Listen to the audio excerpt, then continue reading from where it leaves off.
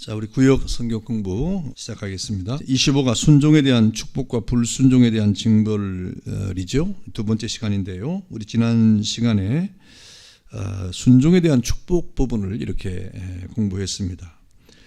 레위기 26장의 배경을 두고 있는데 시내산 언약이죠. 레위기 26장은 시내산 언약인데 이스라엘 백성과 하나님 사이에 맺은 언약이죠. 시내산에서. 그래서 이 언약을 순종하면 또 순종하지 아니하면이라고 하는 이 순종 여부에 따라서 이렇게 상벌 여부를 우리에게 알려주는 것인데요. 그래서 우리 지난 시간에 순종에 대한 축복이 우리에게 이렇게 선포됐고요. 그 다음에 오늘은 우리가 불순종에 대한 징벌, 우리가 하나님과 이스라엘 백성 사이에 맺은 이 언약에 대해서 불순종할 때 그러면 그 결과가 어떻게 되느냐 하는 그런 내용입니다. 이 징벌의 내용은 축복의 내용과 반대가 될 것이다 라고 하는 것이죠. 레위기 26장 우리 14절과 우리 17절에 나와 있는 말씀인데, 그러나 너희가 내게 청종하지 아니하여 이 모든 명령을 준행하지 아니하면, 이렇게 말씀하시면서 만약에 이 시내산 언약, 하나님과 이스라엘 백성 사이에 맺은 이 언약을 너희가 불순종하면 이 축복과는 정반대가 될 것이다 그랬습니다. 그래서 결국 이 축복과의 정반대되는 상황이 무엇입니까? 경제적으로 또 전쟁에서 또 패하고 하나님이 없는 그런 삶의 피폐함. 여러분, 하나님이 없는 삶이 얼마나 피폐할 것인가 하는 것을 여러분 깨달아야 됩니다. 에덴 동산의 부유함과 풍요함, 그 거룩함, 그 은혜, 그리고 기쁨, 만족, 그 다음에 자유, 이 모든 것은 하나님이 함께 할 때 이루어졌던 것이죠. 그런데 에덴 동산에서 하나님과의 관계가 단절되고 하나님이 없이 되니까 결국 그 죄에 빠지니까 어떻게 됩니까? 모든 것이 상실됐어요. 자유를 빼앗기고 평안이 없어지고, 그리고 여러 가지 이 풍요로운 것이 다 사라지면서 결국 에덴 동산의 풍요가 다 이렇게 상실되고 말지 않습니까? 그러니까 하나님이 없는 삶이 얼마나 피폐해지는 것인가 하는 사실을 우리가 깨달아야 됩니다. 그 결과 이스라엘 백성 가운데 질병과 기근이 있을 것이고, 또 전쟁에서 패하면서 또 저들의 수고한 모든 것들, 생산한 것들이죠, 모든 수출을 다 빼앗기게 될 것이다 하는 것입니다. 그리고 그럼에도 불구하고 돌이키지 아니하면 어떻게 되느냐? 우리 사람은요, 가만히 보니까 성경에서 늘 이렇게 기록하는 내용을 이렇게 유심히 보면 사람은 이 돌이키는 게 굉장히 약해요. 다시 회개를 잘 안 한다 이 말입니다. 여러분, 대표적으로 저 애굽의 바로가 그렇지 않습니까? 애굽의 바로는 하나님이 재앙을 줄 때마다 어떻게 했어요? 더 마음이 강팍해졌다. 여러분, 이 마음이 강팍해졌다고 하는 것은 그 결과 이렇게 더 안 좋은 상황으로 빠질 것을 알면서도 마음을 돌이키지 않는 거예요. 고집이죠. 아집이죠. 여러분, 의외로 우리 사람들이 얼마나 고집이 센지 몰라요. 아집이 센지 몰라요. 그 고집과 아집이 이렇게 죄로 말미암아 죄와 연결돼서 고집과 아집으로 나타나면 정말 오늘 이 불순종에 대한 징벌의 두 번째가 바로 그래도 돌이키지 아니하면 7배나 더 징치하신다 그랬어요. 7배나 더 징치하신다. 그래서 결국 그 애굽의 이 바로왕이 마음을 강팍하게 가져가고 돌이키지 아니하고 이렇게 강팍하게 가져간 결과 어떻게 되었습니까? 결국 장자가 다 죽잖아요. 자기 아들도 다 죽습니다. 이렇게 하나님의 징계에도 불구하고 저들이 돌이키지 아니하면 7배나 더 징치하신다 그랬습니다. 그러면서 구체적으로 뭐라고 말합니까? 레위기 26장 18절부터 27절까지 내용을 보면 뭐라고 말해요? 이 들짐승이 저들의 자녀를 움킬 것이며 전염병과 기근을 초래하게 될 것이다. 전쟁이 있을 것이다. 그 결과 한 화덕에서 열 여인네가 떡을 구워 저울에 달아주는 그런 기근이 될 것인데 바로 이것이 하나님이 어긴 징계로 주어질 것이다 라고 경고를 지금 하고 있는 겁니다. 그래서 이 일곱이라고 하는 것은 완전이라는 의미를 가지고 있죠. 그래서 7배나 더 징치하신다고 하는 말은 하나님이 아주 확실하게 징계를 하시겠다는 말이에요. 어설프게가 아니라 확실하게 징계를 하시겠다 하는 의지를 담고 있는 겁니다. 다시 말하면 이 하나님께서 이스라엘 백성에 대한 이 징계를 분명히 하시겠다는 것이죠. 왜 하나님께서 이렇게 말씀하십니까? 하나님이 이스라엘 백성을 망하게 하려고 하는 것이 아니라 돌이키게 하려고 하는 거예요. 하나님의 징계의 목적은 그 이스라엘 백성을 망하게 하기 위함이 아니라 돌이키도록 하기 위함이다 하는 것입니다. 그래서 저들의 교만을 꺾고 바르게 하나님을 섬기도록 하기 위한 것이죠. 그래서 이제 하나님의 어떤 징계가 내려질 때 빨리 돌이키는 것이 굉장히 지혜로운 사람이에요. 빨리 돌이키는 것이. 여러분 베드로가 주님을 부인하지 않습니까? 부인해가지고 주님을 저주하기까지 부인을 했는데 예수님께서 베드로에게 내가 다 울기 전에 오늘 3번 나를 부인할 것이다 라고 하는 그 말씀이 생각나서 돌이키잖아요. 이 돌이키는 게 은혜가 되는 거예요. 그런데 여러분 이 가룟 유다는 주님께서 경고를 1차, 2차, 3차 경고를 하면서 예수님을 팔 사람에 대한 이 지적을 함에 있어서 가룟 유다가 알아차리도록 예수님께서 말씀하심에도 불구하고 가룟 유다는 돌이키지 않는다. 돌이키지 아니했다. 결국 돌이키지 아니하니까 어떻게 됩니까? 결국 이렇게 예수님 앞에 징계를 받고 결국 그가 하나님의 이 징계 앞에서 이 심판을 받지 않습니까? 그럼 불순종이라는 것은 이렇게 아주 무서운 겁니다. 결국 이 불순종에 대한 징벌은 포로로 잡혀가게 될 것이다.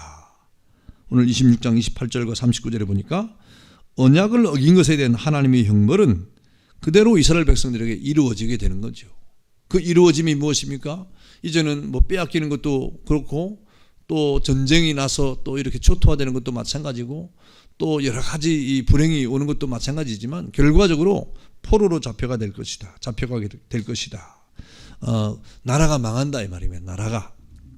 여러분 그래서 이사야부터 말라기까지 예언의 그 내용을 보면 하나님께서 이스라엘 백성들에게 이 계속해서 선지자를 통해서 저들을 심판하시겠다고 이렇게 말씀을 하십니다. 그 심판의 내용이 뭐예요? 바로 이 레위기를 기초해서 하시는 말씀이에요. 언약 지키지 아니하면 이 말입니다. 하나님과의 약속을 지키지 아니하면 그 레위기에서 말했던 것처럼 하나님의 언약을 지키지 않으면 하나님이 너희를 징계하고 멸망시킬 것이다 하는 예언을 이 선지자를 통해서 하나님이 하신 것이죠. 그래서 결국 그 예언이 그대로 되고 말았잖아요. 이스라엘 백성이 저 바벨론 포로에 끌려가가지고 70년 동안 나라에 있는 서름을 당하지 않습니까? 그러면서 하나님께서 이 불순종에 대한 징벌을 하시는 가운데 또 뭐라고 말씀하십니까? 결국 하나님이 그런 불순종한 이스라엘을 향해서도 뭐라고 말씀하시냐면 하나님은 이스라엘 백성을 멸망하게 하시는 분이 아니에요. 왜 징계를 하십니까? 왜 저들을 그 죄로부터 돌이키도록 하시는 말씀을 계속 하십니까? 저들을 회개하게 하기 위한 거예요. 하나님의 백성을 삼기 위한 거예요. 저들을 왜 나라를 잃어버리는 그런 고통을 당하게 하십니까? 저들로 빨리 돌이키도록 하시는 하나님의 뜻이 있는 겁니다. 그래서 하나님께서는 이스라엘 백성과 맺은 언약을 생각하면서 포로로 잡혀간 저들을 회복시켜서 돌이키실 것이라고 하셨다. 저들을 망하게 해가지고 결국 포로가 돼서 나라를 잃은 그런 백성으로 살게 하셨지만 그러나 결과적으로 그들을 어떻게 하실 것이냐? 그들을 다시금 돌이키게 하시는 것이 하나님의 뜻이라 이 말입니다. 왜 그렇습니까? 하나님이 약속을 했거든요. 아브라함과 하나님이 이스라엘 백성 오늘 약속을 했거든요. 내가 너의 하나님이 되겠다. 내가 너를 돌이키게 하겠다 이 말입니다. 그래서 하나님은 어떠한 방법을 써서든지 이스라엘 백성을 돌이키게 하시는 하나님이시라 이 말입니다. 여러분 이 이야기는 이스라엘 역사뿐만 아니라 인류 역사 전체를 통해서도 볼 수 있는 것입니다. 아담이 죄를 범해서 에덴 동산에 쫓겨났습니다. 아담이 범죄해서 에덴 동산을 쫓겨났다? 그래서 끝났다? 그 성경이 그렇게 전개되지 않잖아요. 아담이 에덴 동산에서 쫓겨난 다음에 하나님이 어떻게 합니까? 그래도 아담을 쫓아내는 이런 일이 있었으나 그럼에도 불구하고 하나님은 아담을 사랑했다 이 말이에요. 그래서 가죽옷을 지어 입히고 그와 함께하기 위해서 하나님께서 그들에게 약속을 주지 않습니까? 그래서 여자의 후손을 통해서 아담을 통해서 여자의 후손을 통해서 저들을 구원하시겠다고 약속하시고 마침내 여자의 후손으로 오신 예수 그리스도를 통해서 저들을 구원하시는 약속을 지금 지키고 있는 겁니다. 그래서 사실 우리가 하나님 앞에서 구원받는다고 하는 것은 우리 편에서의 어떤 의가 있어서가 아님을 우리가 늘 성경을 통해서 알 수 있는 거예요. 우리가 구원을 받는 것은 우리 편에서의 의나 우리 편에서의 어떤 선함이 있어서가 아니라 하나님의 약속 안에서 받는 겁니다. 하나님의 약속의 신실함이, 하나님은 약속하심에 있어서 거짓이 없을 뿐 아니라 신실하신 하나님이기 때문에 반드시 약속을 지키신다는 거죠. 그래서 우리에게 구원이 임하는 거예요. 그래서 결국 이 모든 하나님의 약속하심은 예수님을 통해서 우리에게 성취가 되었던 것이죠. 오늘 그렇다고 해서 이 말씀이 오늘 우리에게 이렇게 적용이 된다고 할 때 우리는 이 말씀의 적용을 어떤 문자적인 것이 아니라 영적인 것으로 이렇게 적용이 되는 것이죠. 그 영적인 적용이 무엇입니까? 우리는 하나님의 말씀을 잘 지키느냐 못 지키느냐, 그런 것들이 바로 우리의 신앙의 성숙을 통해서 이루어지는 것입니다. 그러니까 이 신앙적 성숙을 가지고 있는 사람, 믿음에 성숙한 사람은 하나님의 언약을 잘 지키는 사람이에요. 그렇지 않으면 잘 지키지 못합니다. 그래서 우리가 하나님 말씀을 성실하게 성숙한 그러한 성화된 신앙으로 잘 지키면 복을 받아서 이렇게 하나님 앞에서 더 믿음이 자라가고 성숙한 성화된 신앙이 되는 것이고, 잘 지키지 못하면 우리 신앙이 성숙되지 못하는 거예요. 성화가 되지 못하는 거예요. 또 거룩한 삶을 살지 못하게 되는 것이죠. 그래서 우리날 지금도 우리가 예수를 잘 믿는다고 하는 것이 뭐냐? 예수를 잘 믿는다고 하는 것은 무슨 물질적 축복을 많이 받는 것이 예수를 잘 믿은 결과가 아닙니다. 예수를 잘 믿는 것은 이 땅에서 뭐 어려움이 없이 그냥 우리가 건강하게 잘 사는 것이 예수를 잘 믿는 것이냐? 그렇지 않습니다. 예수를 잘 믿어도 고통이 있을 수 있어요. 예수를 잘 믿어도 여러 가지 환난이 임할 수가 있는 겁니다. 그렇다고 하면 예수를 잘 믿는 것이 무엇이냐? 그런 환난과 고난 앞에서도 우리 믿음의 성숙을 통하여 하나님의 말씀을 잘 지켜나가는 사람, 그런 사람이 믿음 있는 사람이에요.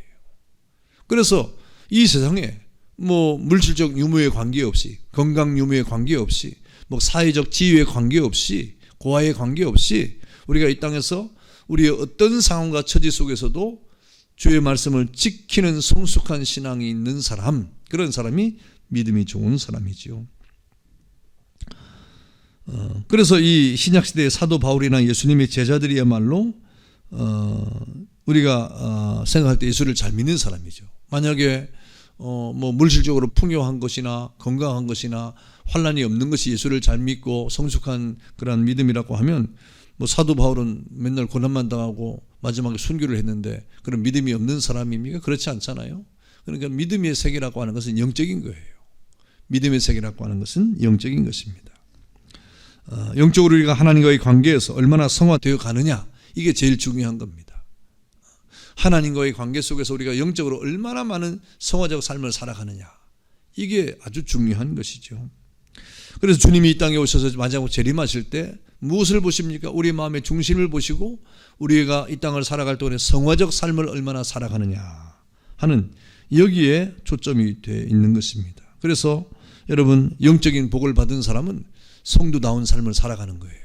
교회다운 교회가 되어져 가는 것입니다. 그래서 이 성화의 삶을 사는 사람들은 늘 주님의 말씀을 가슴에 담고 귀를 기울이고 내가 거룩하니 너희도 거룩하라고 하신 이 하나님의 말씀을 가슴에 담고 믿음으로 이 땅을 살아가는 그런 사람이 되는 겁니다. 그래서 오늘 이 순종에 대한 축복과 불순종에 대한 징벌 두 번째 시간에 이 불순종의 결과는 징계를 받는다 이 말이죠. 그래도 돌이키지 않으면 7배나 더 무거운 징벌을 받게 될 것이다. 그 결과는 망하게 될 것이고, 그리고 나라를 잃어버리는 그러한 것이 초래가 된다 하는 것이 오늘 본문의 말씀이죠. 이렇게 하는 것이 왜 그러느냐? 미워서 그러느냐? 우리가 망하게 되기를 위해서 그러느냐? 아니요. 우리가 하나님 앞에서 하나님의 자녀답게 살기를 원하시는 하나님의 뜻이 있기 때문에 그런 거예요. 그래서 지혜로운 사람은 빨리 돌이키는 사람입니다. 여러분에게도 그런 지혜가 있기를 바라고요. 자, 우리 내용 연구 한번 보겠습니다. 이 불순종에 대한 징벌에 대한 다음 설명 중 맞는 것은 O, 틀린 것은 X 표하세요 하는 거죠. 자, 1번 보겠습니다. 징벌의 내용은 축복의 내용과 같을 것이라고 했다. 그렇습니까? 징벌의 내용이 축복의 내용과 같을 것이라고 했습니까? 정반대가 될 거라 그랬죠. 예. 징벌과 축복의 내용은 정반대가 될 것이다 그랬습니다. 틀리죠. X입니다. 2번 징벌의 내용은 경제적으로 아주 심각한 상황에 봉착하게 될 것이고 전쟁에 패배해야 할 것이고 하나님 없는 삶을 살게 될 것이라 그랬습니다. 그렇죠. 징벌의 내용은 아주 심각한 상황과 전쟁에서 패하는 것과 뿐만 아니라 하나님이 없는 정말 비참한 삶을 살게 될 것이다 하는 것입니다. 자, 세 번째, 그래도 돌이키지 아니하면 7배나 더 징치하신다고 하셨다. 그렇죠. 그래도 돌이키지 않으면 7배나 더 징치하신다. 7배라고 하는 것은 완전수이기 때문에 반드시 그렇게 하시겠다는 거예요. 반드시. 자, 그 다음 4번 보겠습니다. 7배나 더 징치하신다고 하신 것은 하나님께서 확실하게 저들을 심판하시겠다는 의미가 담겨 있는 것이다. 제가 미리 설명했네요. 예, 맞습니다. 자, 5번 언약을 어긴 것에 대한 하나님의 형벌은 예언일 뿐 그대로 이스라엘 백성에게 이루어진 것은 아니다. 그렇습니까? 그렇지 않죠? 이루어졌죠.